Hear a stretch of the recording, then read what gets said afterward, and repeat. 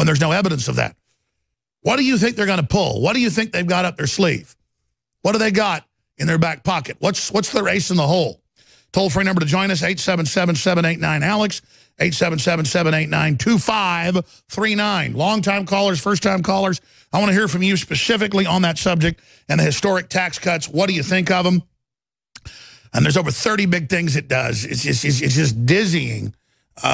Is Trump not real? He does some things I don't like, but he really is the president. He really is returning power back to our nation. It really is a big deal. And we got so many other big stories we're going to cover in the next segment. But first, I wanted to play this piece here. Dems lead delusional uprising over possible Mueller firing.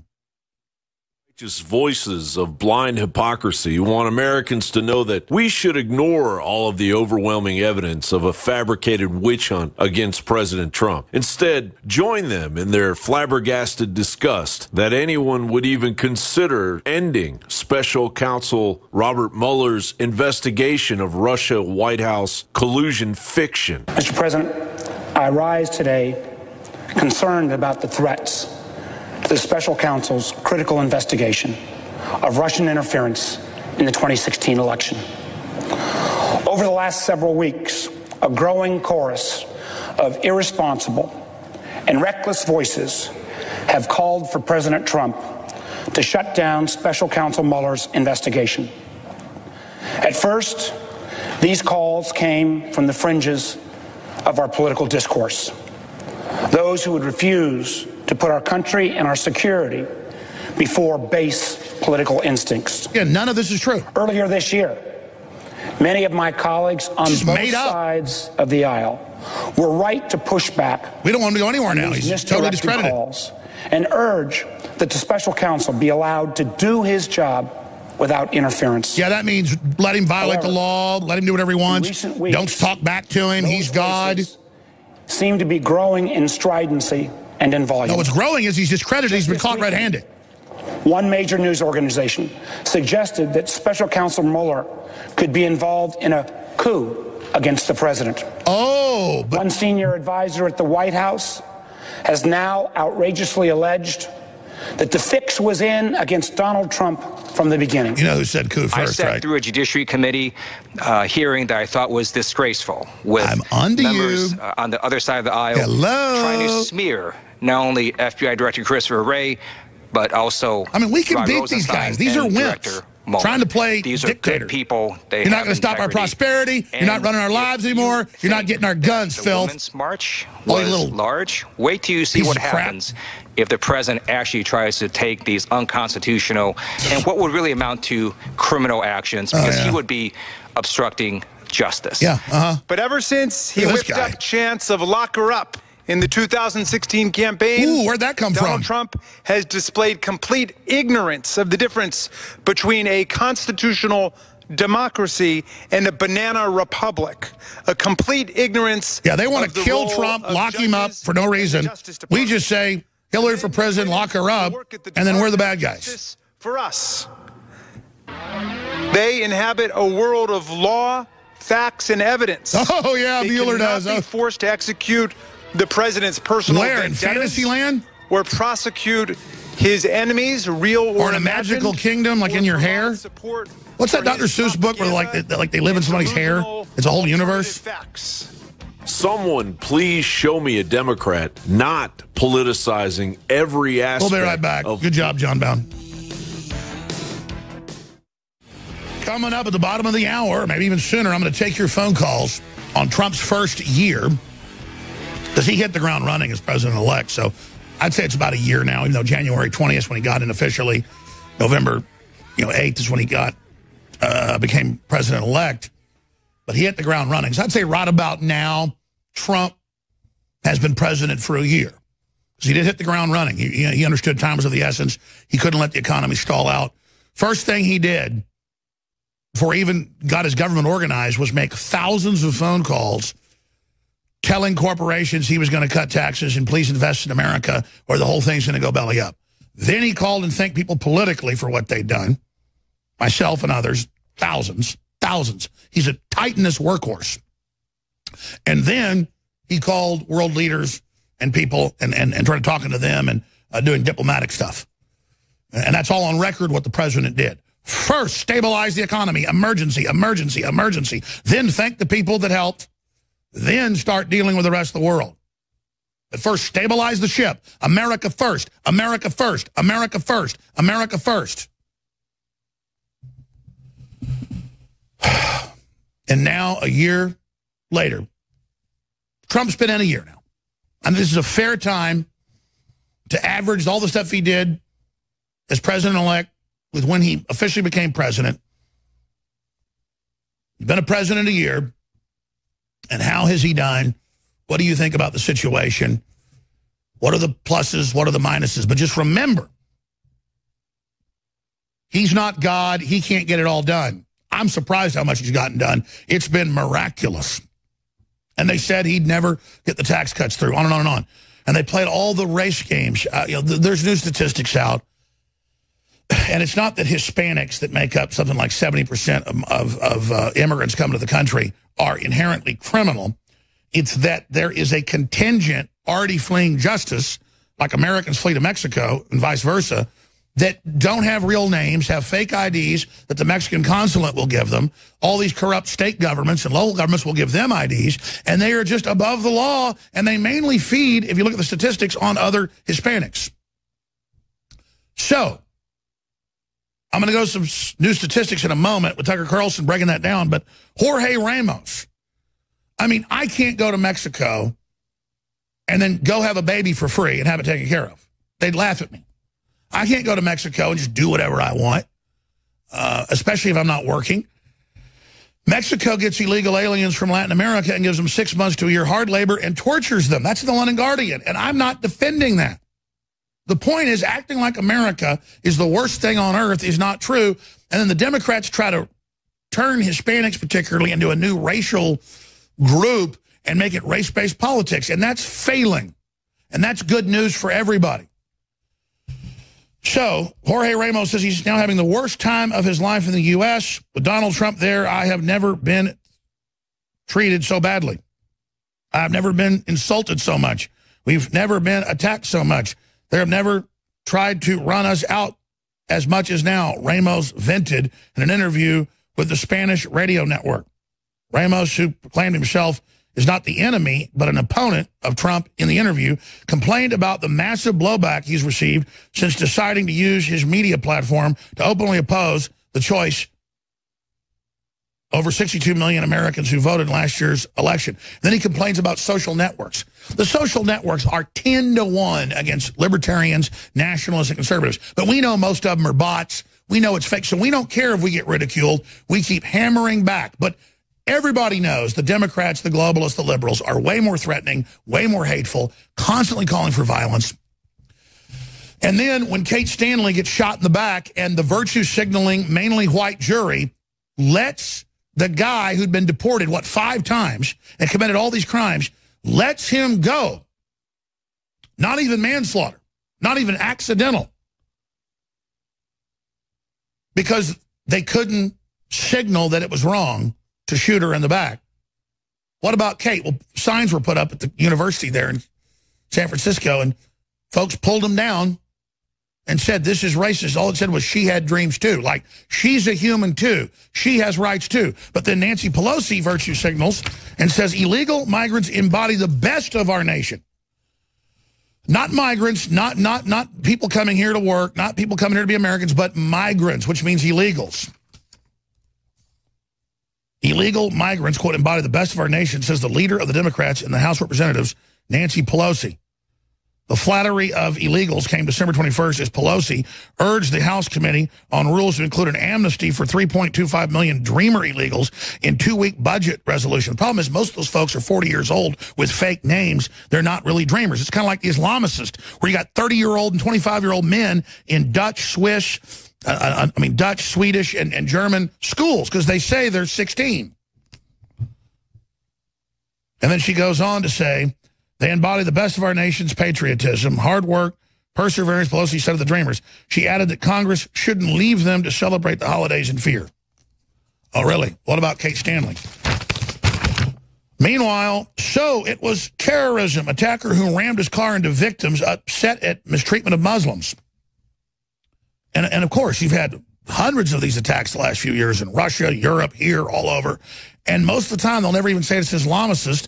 In fact, in Sweden and in other areas, they won't release the name. They've passed laws and regulations saying it's racist if the guy's name is Habib or Hamad or Ahmed or whatever.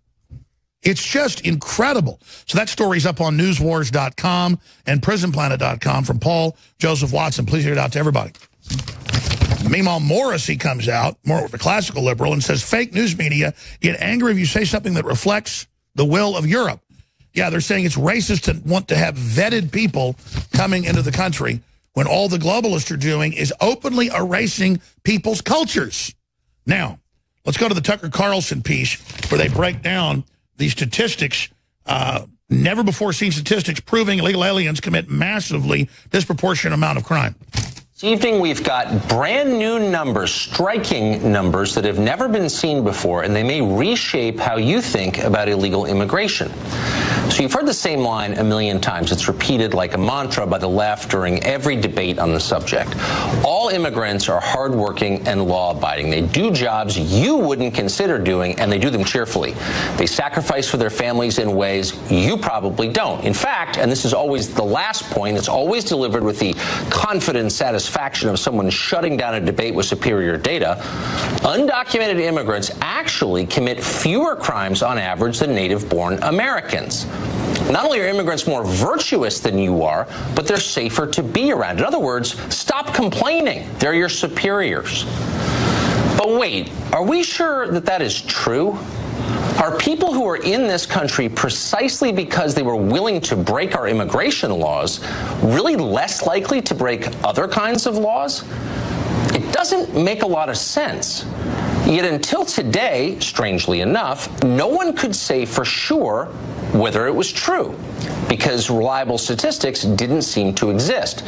Our government tracks pretty much every trend and every phenomenon you can think of, from how many pounds of pistachio nuts are recalled every year to how many fifth graders are injured on swing sets, to how many people die in bathtubs. This is a nation of record keepers. We're overseen by an army of spreadsheet-wielding bureaucrats. Numbers control our lives, except on this subject.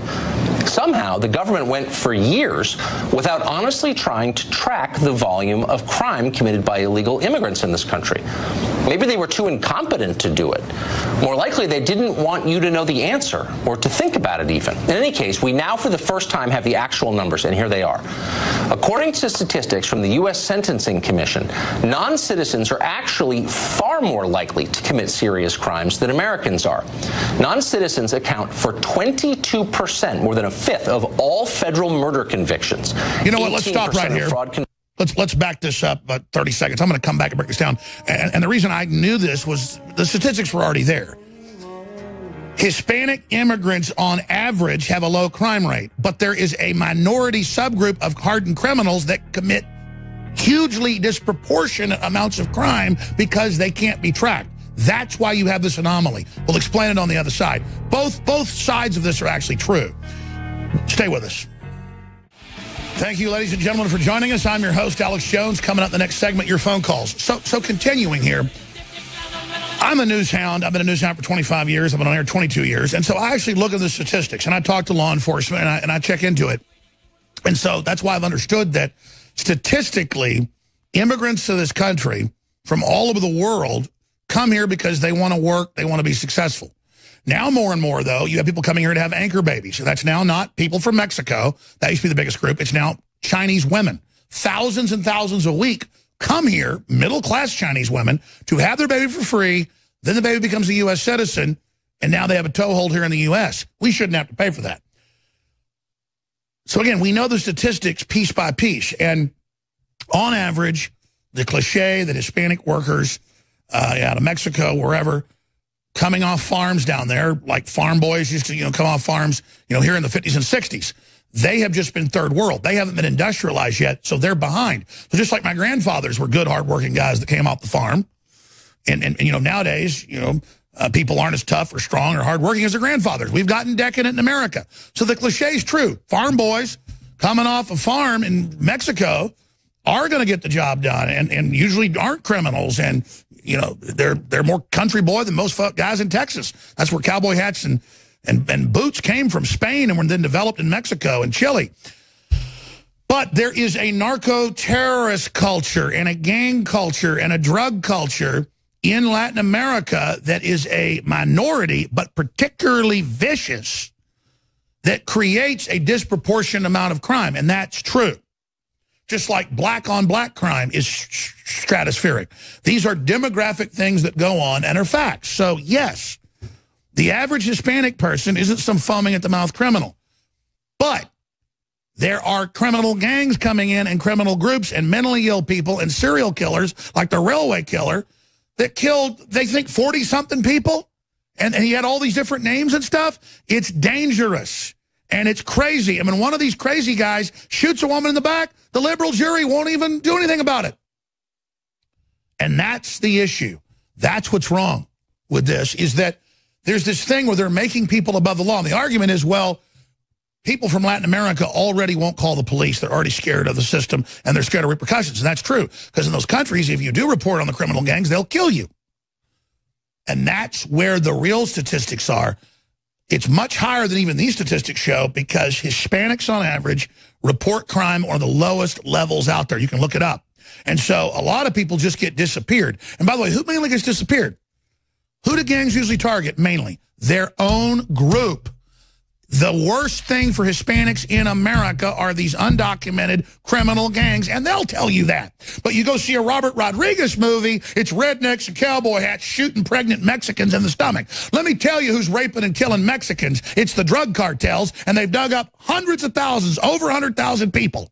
And almost all of them got killed by those satanic drug gangs. That's the facts. Robert Rodriguez, you are a Mexican supremacist racist, but you're not actually helping your people. You're not a real supremacist. You're not telling them don't take Gardasil or whatever. You're sitting there telling them the gringo's killing them, when the average gringo is a self-loathing, guilty wimp. And I'm sick of it. Your problem is not your local gringo. Your problem is the globalist. And your problem is Carlos Slim. And your problem is the big mega combines that are controlling the society and attacking our families and everybody. And your enemy is the abortuaries that are working as hard as they can to abort your kids. Am I a leftist trying to get the Hispanic kids aborted? Hell no. Am I trying to get the black kids aborted? No. Even though they're getting turned into weapons against me by the brainwashing machine, I'm chivalrous, and I will not go to that level. But the real enemy is the globalist. That's all of our enemy. And Trump is bringing back prosperity for everybody if we want it.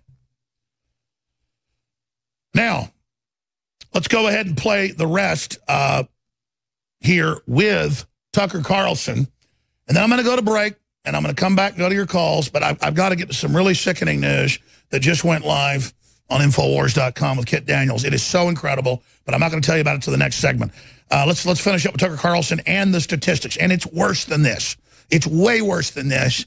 I mean, my God, the unmarked graves they're digging up, 90% of the time, there is a Hispanic woman, her kids in the grave, and it's because somebody back home didn't pay off, and it's sick, and they're treated like animals by the criminal class in Mexico, and I'm sick of it. That's why everybody should be armed in Mexico. They should have their own Second Amendment. They should have their own Reformation and turn this around. Let's go ahead and go to this clip. We now, for the first time, have the actual numbers, and here they are. According to statistics from the U.S. Sentencing Commission, non-citizens are actually far more likely to commit serious crimes than Americans are. Non-citizens account for 22%, more than a fifth, of all federal murder convictions, 18% of fraud convictions, 33% of money laundering convictions, 29% of drug trafficking convictions, and 72% of convictions for drug possession.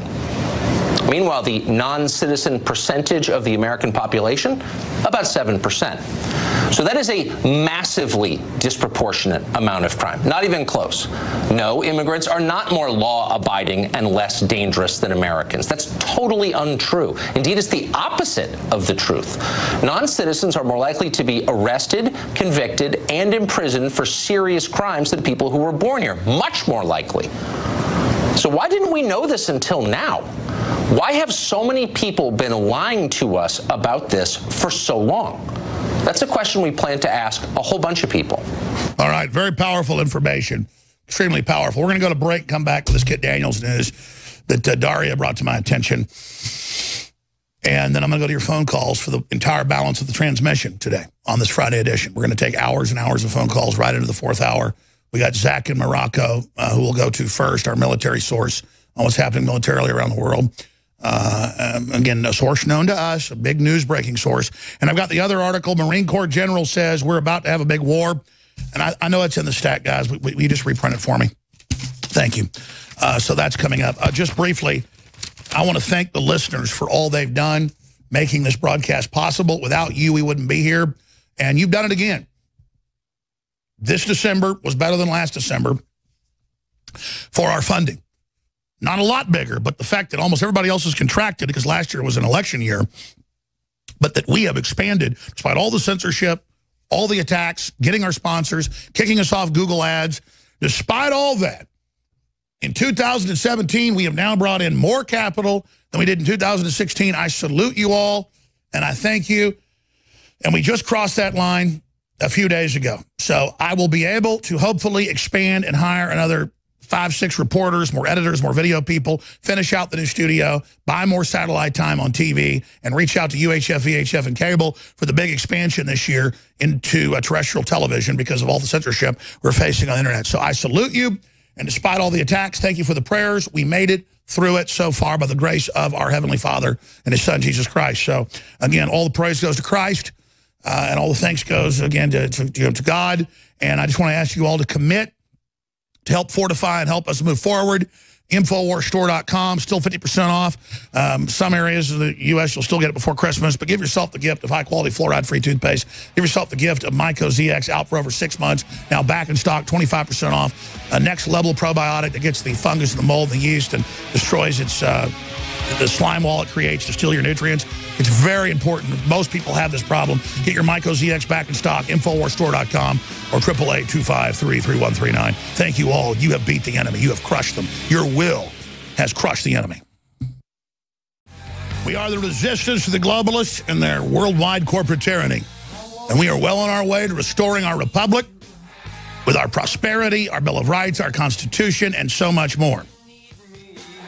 Ladies and gentlemen, I am your host, Alex Jones. Infowars.com and newswars.com are the main sites.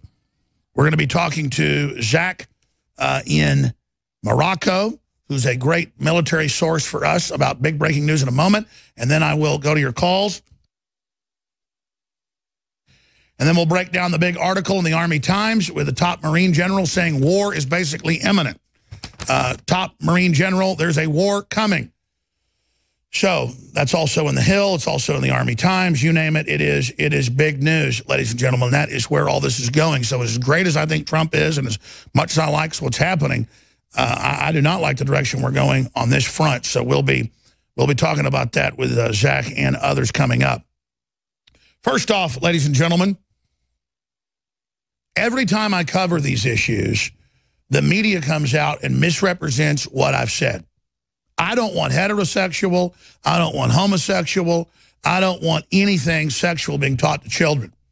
If they want to have health class, you know, in the 7th, 8th grade and teach people about the mechanics of the body, fine.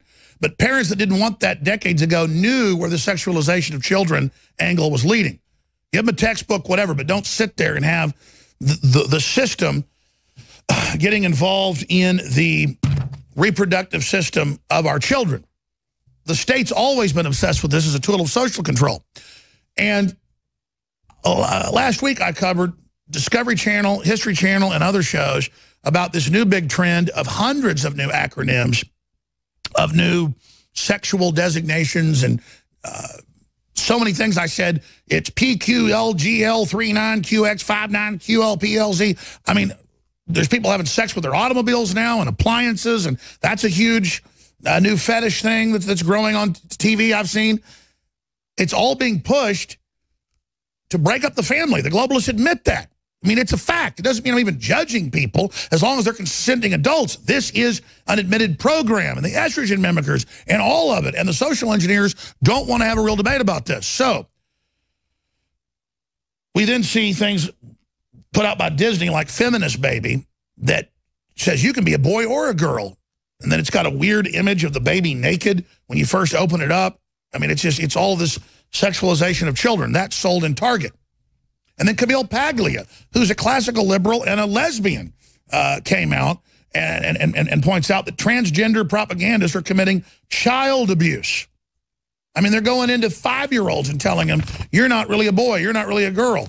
Absolutely. And kids think it's like playtime, like playing they're a fireman or playing they're, a police person or whatever. And then they go, here's your fake genitals. Wear this, you're now a boy. Or you're now a girl. Let's dress a boy as a girl and teach him how to tuck it between his legs. And let's teach a girl she's a boy. So the article is up on INFOWARS.com. Little transgender shop sells fake genitals for little girls. Stand to pee genitals, the P word, designed for ages 8 to 13, store proudly declares. I won't even say the name because YouTube will use it to age restrict it, so I can't warn people if I say what they're going to teach 3-year-olds. You understand? I can't say to you on talk radio or on YouTube what they're doing to children because it might hurt children, but they're doing it to children. The mother of a young transgender is selling fake genitals for little girls. Fake Johnsons. Her website, transkids.biz, offers products ranging from tiny silicone male genitals in circumcised and uncircumcised models, genitals, pack holders, so little cars, little dolls, you have a little pack holder, and transgender books for kids. A girl like any other. Backwards Day, teaching you to be a girl. Princess of Great Darling. Trans Kids is run by Sarah, who also runs a site for trans guys called FT, I can't even pronounce this, says the About Us page featuring a pink-haired proprietor after years of helping adults find high-quality gender expression gear. She saw the need for a site and a store that focused more on kids and their unique needs. Yeah, it's kind of like, I owned a liquor store and sold to adults at 21, but now I'm going to sell liquor directly to kids. If you want to sell this to adults, lady, knock yourself out. Stay away from kids. Stay away. Sarah is also the parent. This is what Camille Paglia talks about. Can you imagine? She's also the parent of a young transgender girl. So she has a son that she's taught to be a boy. Or she's got a son she's taught to be a girl. How can you believe this? Sarah is also the parent of a young transgender girl. So she hopes, you're not supposed to use the word girl. Oh, but see, they define what words you can use. They can use it. Sarah is also the parent of a young transgender girl. So she hopes that all parents coming here can trust this is a safe and affirming place where helping your kids live fully is our main goal. The fake gel genitals are designed for ages 8 to 13 according to their product page. This is the smallest stand-to-pee device that we have seen. It states, designed especially for younger folks, 8 to 13 years old. These are discreet enough that they can be worn all day under the clothes. If your child was assigned female at birth but wants to stand up while urinating, this just might work great for them. And then we've got the images of it. I mean, this is the bizarre perversion, the weirdness, the mass mental illness. Just like all over the UK and the US, they're now paying to have their eyes removed or Drano poured in their eyes. And the taxpayers will pay for you to be blind because you identify as a blind person. That's mental illness. People are now identifying as dogs. The store underscores how young children are increasingly being pressured to reconsider their gender identity, which critics have blasted as a form of child abuse. And then that's Camille Paglia talking about it. But there's another factor at play. Estrogen mimickers in household goods and grocery stores and groceries, especially bisphenol A in plastics and atrazine, as well as foods, highly processed with soy ingredients, both of which are said to contribute to the low testosterone soy boy pandemic. Bisphenol A, BPA in particular, is known as a gender-bending chemical because of its link to male impotence and low sperm counts. Yeah, me and my son were driving to work this morning because he's off because of Christmas. And I saw one of those little mini cars, and the British one, I forget the name. And it had a pink license plate and said resist. And I said, wait, it's going to be a soy boy. We drove by. The guy looked like a concentration camp victim. And every time you see it, I mean, They are just totally leaderless. They have no idea. They're totally confused. They just glom onto media, glom onto the bots that tell them, have a pink license plate, you know, drive the little mini car. And again, if one person was doing it, or 10 people, or 1,000, it's a cult. Estrogen mimickers increase estrogen activity in young men, leading to social anxiety and bitch tits. That's what medically called. So it's really not surprising that there's a generation of celibate hipsters running around in skinny jeans who are scared to death of the first of fist fights and women. Yeah, that's it. And it's been done. So here's the website, Trans Kids. And this is what's being pushed in the schools. It's what's being pushed with the sexualization, with drag queens at the schools and kids pole dancing and giving drag queens money.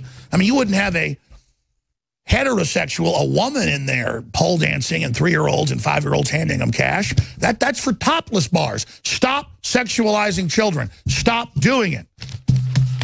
It's child abuse, just like Camille Paglia said, and it's all about the sexualization of children. It's an agenda of Hollywood and the globalists, and it's meant to break up our families and make us leaderless and absolutely in the male and the female biologically under the THX 1138 Brave New World program of UNESCO and the UN, which is documented and admitted. Look up atrazine. Look it all up for yourself. We're going to go to break and come back with Zach in Morocco with his latest information, and then all of your phone calls through this hour right into the next. Speak out. Say no to this. Be aware of it. And understand, the parents doing this to young children, in my view, are abusing them. This is abusive. It's bizarre. It's sick. We'll be right back. Stop experimenting on your children. But after all, we're all in a big experiment right now under globalism. We're under chemical, biological, cultural, and spiritual attack. Wake up, resist, and we will win. You mark my words. YouTube, Facebook, and others are either going to take the video down when I upload this or say it's age restricted, because that's how they keep the public from learning what's going on with the children. It's all an agenda. They can go into 3-, 4-, and 5-year-olds in public schools and tell them, you're a little girl if you're a boy. You're a boy if you're a little girl. You're a girl if you're a little boy. And vice versa. As Camille Paglia says, serious child abuse. But then if we even try to show you what they publicly put on the website, we'll have our website shut down. So we have it blurred out here. But notice the little transgender books they're giving the kids and the fake prosthetic genitals for the little girls, they show it in the hand. Now, again, the hand on the image of the prosthesis of the artificial genital. And again, that's what's on their actual site, ladies and gentlemen. And people will say, hey, it's okay to have adults tell little kids about this. Just don't show adults on YouTube or other children. Good Lord. Get it off the screen. I can't look at it anymore. And this is so little girls can urinate. And the parents can go in and say it's your choice at age 4 whether you want to be a boy or a girl. You can't go into a child and say it's your choice if you want to take PCP or drink a bottle of Jack Daniels or if you want to take inoculations or if you want to date the next door neighbor. You're not at the age of consent. This is abuse. Cut and dry. And Google and Facebook and Twitter are all there pushing it. And it's not hate of someone that thinks they're another sex. It's the hate of pushing garbage, whether it's heterosexual, homosexual, whatever it is, on children. Leave the children alone. Hey, teacher, leave them kids alone. Hey, NAMBLA, leave them kids alone.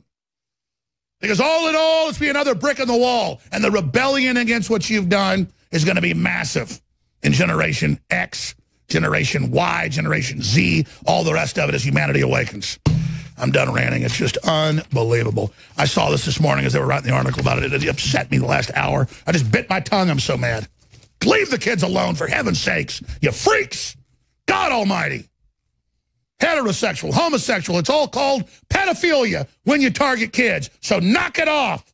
The whole branding of this, and a lot of liberals, they want a social virtue signal with every new thing. So they're not into this stuff. They just, okay, Muslims aren't terrorists, and cutting women's genitals off is liberal, and throwing gays off buildings is, and Islam is good, and sexualizing small children is good, and, because I'm in a virtue signal, just like me, and you're these alone nobodies. The leftists always walk up and go, boo, boo, boo, knock my drink over or whatever, and everybody hates you, don't you feel ashamed? And I just bask like it's the sun. I go, quite proud, taking America back, and the world's next, and we're turning things around and praising the family and free market and Jesus Christ. And how you like that? And they just go, yeah, I'm not like you. I'm not like you people. I'm not an empty person that's off what other people think about me. I've got something in me. Understand? In me. Right here, right here, and right here. Right here. 3 spots. Boom, boom, boom. Right here. Wow, that's what I go off of. Feels good there. See, it's called a conscience. It's called my wiring. I follow that. My wiring. You haven't got to my wiring yet. You're trying to get to everybody else's wiring, but you're going to fail. All right, I'm going to shut up and go to these calls.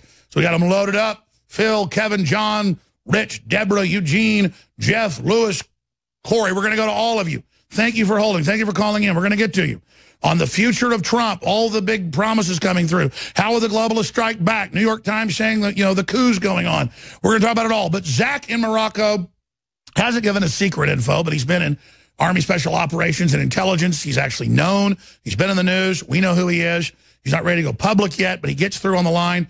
We should just call Zach routinely once a week, get updates, not just make him fight to get on the line. That's my fault. Should have thought of that. But Zach, over there in Morocco, what do you make of the latest info? And top Marine General says there's a war coming. That's in the Hill newspaper. Yes, Alex, it's great to be back on, and I just had to connect some dots here. Everything you've laid out is pretty accurate so far, but just wanted to connect some dots about the deep state death hurdle that will commence on the eve of Christmas into the new year, because they are going to go for broke. With that being said, we need to start out with some key information. Last time when myself and you were on, we brought up the HRC, Huma Abedin, Barack Hussein connection. That set off some alarm bells, and everybody knows what's gone on there with the researchers.